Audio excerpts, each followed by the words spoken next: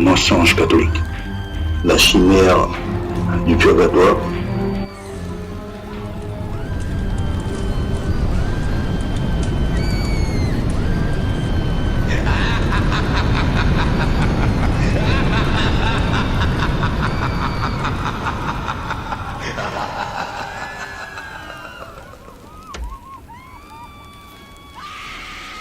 On voit un ange là qui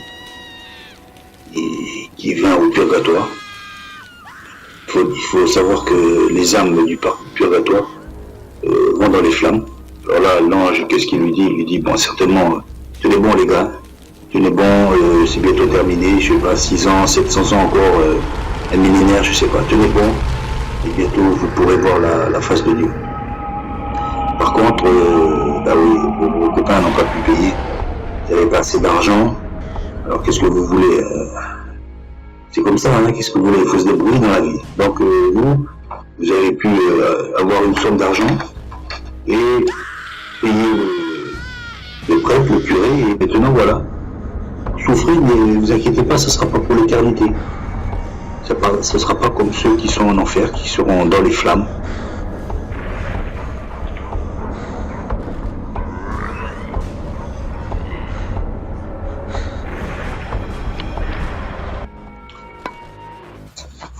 Mes amis, bonjour, je m'appelle Chris.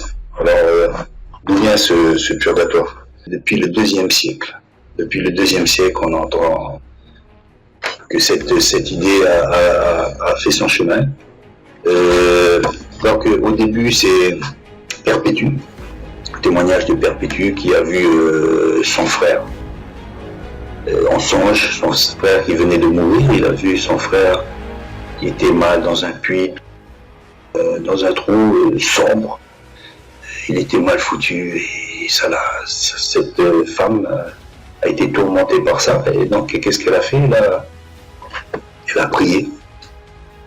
Donc ensuite, à la suite de cette prière, elle a eu un autre songe et elle a vu son frère. Dans ce songe, était beaucoup mieux.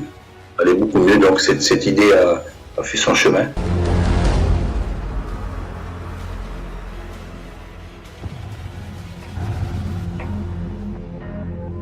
Donc voilà d'où c'est que vient aussi loin qu'on peut le voir, avec cette fille qui s'appelle Perpétue. Donc après, il y a Origène au IIe siècle, qui parle du purgatoire, Grégoire de Nice au IVe siècle, pour ceux qui n'ont pas achevé de se purifier de ses péchés dans ce monde. Apparemment, ils ont remarqué qu'avec 50 ans ou 60 ans de vie chrétienne, ils n'arrivaient pas à se purifier. Donc, ils ont dit c'est pas possible. Donc, ils ont constaté certainement un échec de leur part et ils ont dit non, c'est pas possible, il y a un purgatoire. Voilà comment un esprit peut tordre les Écritures, car il n'y a nulle mention de purgatoire dans les Écritures. Hein. Donc, ne comptons pas sur l'au-delà pour finir notre métamorphose. Ce sera impossible. Hein. Donc, il y aura beaucoup de surprises. Les gens seront jetés en enfer à cause d'idées aussi saugrenues que ça. Donc, ne prenez pas le risque de croire à ces chimères catholiques, ces mensonges. Il n'y a aucun passage dans l'Écriture qui puisse nous confirmer qu'il y a un purgatoire. Aucun. La Bible nous mentionne simplement qu'il y a deux chemins.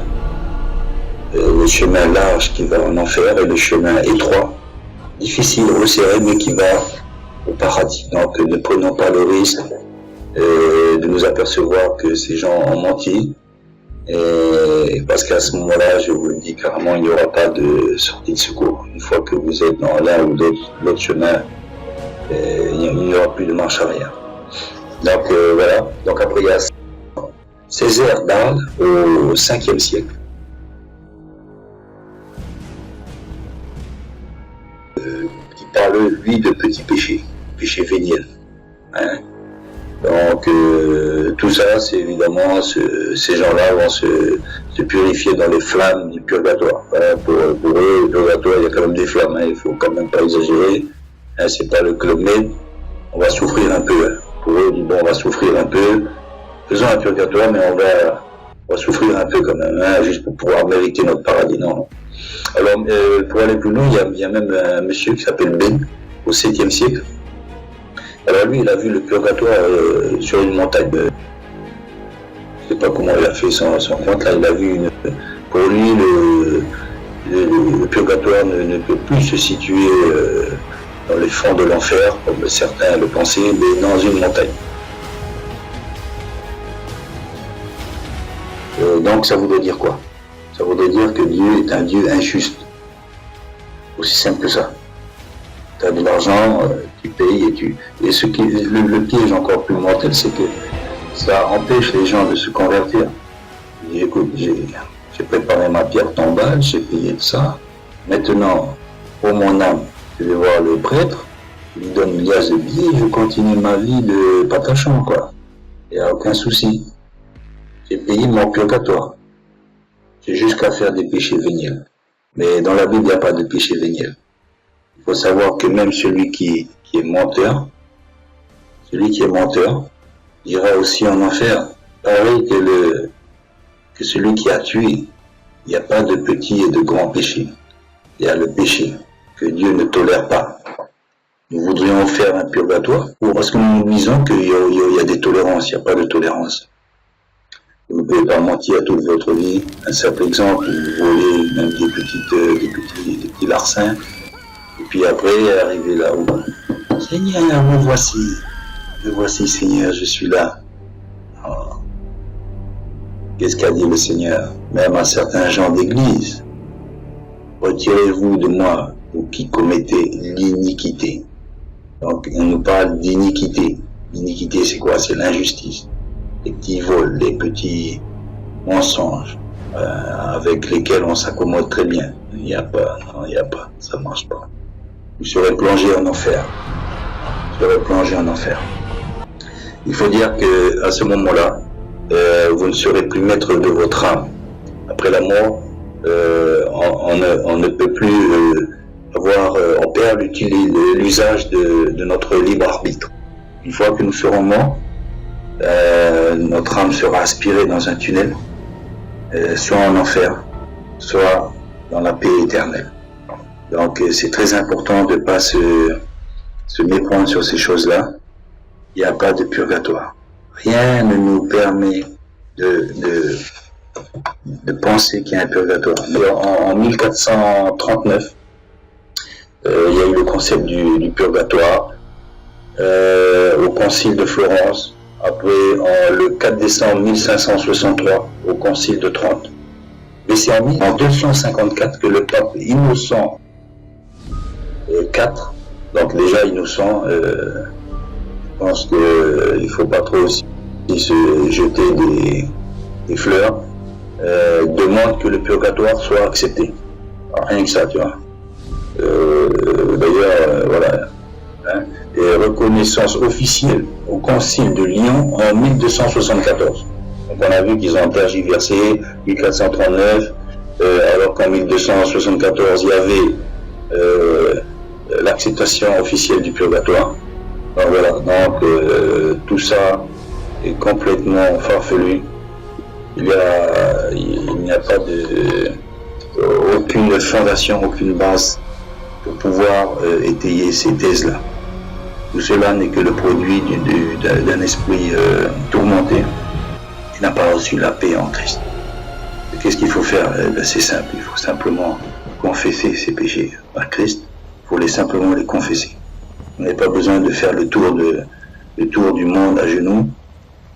Ça ne sert à rien. Vous brûlez des bougies, des cierges pendant 20 ans, ça ne sert à rien non plus. Alors perdez pas votre temps. Le Christ a tout accompli. Avant de mourir, il a dit tout est accompli. Qu'est-ce que ça veut dire? Ça veut dire qu'il a tout accompli. Le prix de votre péché a déjà été payé. Mais vous, qu'est-ce que vous allez faire avec ça?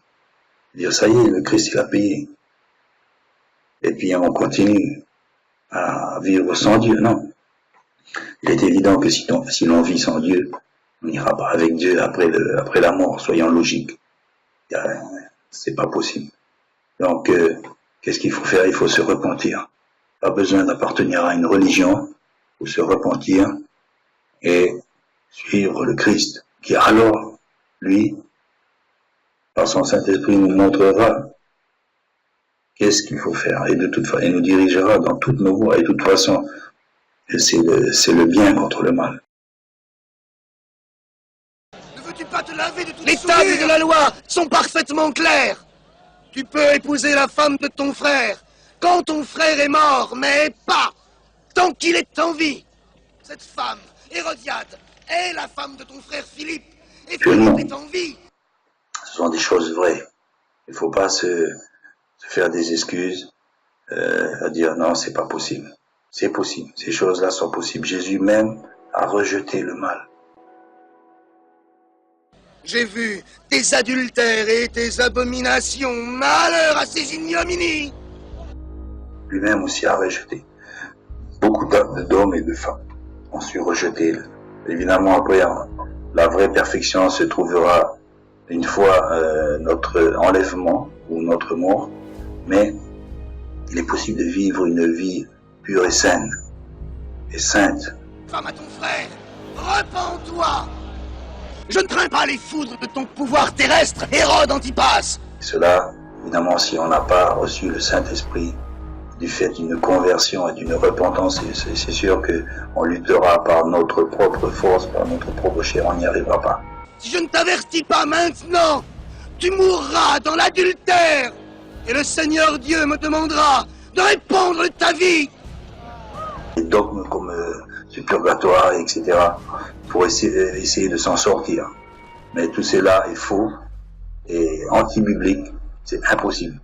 Il suffit de se convertir et ensuite nous recevrons le Saint-Esprit qui, lui, nous guidera dans toutes ces choses. Et croyez-moi, c'est possible. Nous deviendrons alors enfants de Dieu. Une fois qu'on est enfant de Dieu, il est évident que nous sommes sortis de l'attraction, vous savez, comme les attractions des planètes.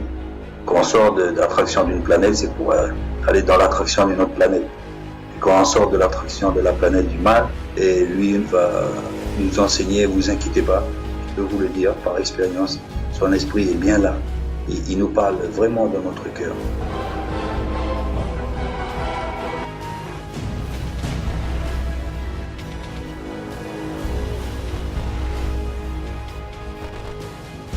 Donc, vous pouvez continuer à vous enseigner dans la parole, dans certaines de mes vidéos aussi. Et donc, voilà un petit message sur le purgatoire. Et Dieu vous bénisse et bon courage pour cette de route avec Christ qui vaut le coup, je la rappelle, parce que regardez le nombre de temps que vous allez vivre. Vous pouvez déjà vous imaginer que vous n'allez pas vivre 200 ans. Par rapport à l'éternité, le calcul est vite fait. Et je vous encourage justement à aller dans ce sens, sachant qu'il n'y a pas de purgatoire et que ces deux chemins sont éternels commencent ici-bas sur terre. Un encouragement à poursuivre justement ce bon chemin.